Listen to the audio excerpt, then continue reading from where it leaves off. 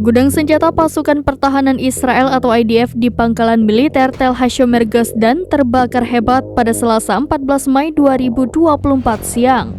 Akibat insiden tersebut, nyaris seluruh amunisi perang IDF hangus dan sekira 28 tim pemadam dikerahkan. Selain itu, IDF siaga tinggi karena hingga saat ini penyebab kebakaran masih misteri.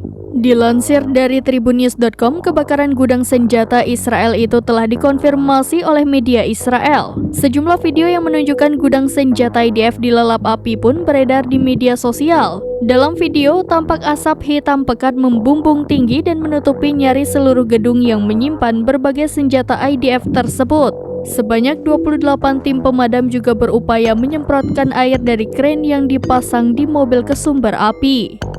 Akun portal berita Israel mengatakan sebuah gudang peralatan terbakar di pangkalan Tel Hashomer, 12 mobil pemadam kebakaran dan 4 awak dan 3 kendaraan penyedia air hadir di lokasi kejadian. Sayangnya hingga saat ini penyebab kebakaran di gudang senjata IDF itu masih menjadi misteri. Selain itu, total korban jiwa dalam insiden tersebut juga belum diketahui. Oleh karena itu, IDF kini siaga tinggi untuk mengantisipasi gangguan dan serangan dari musuh.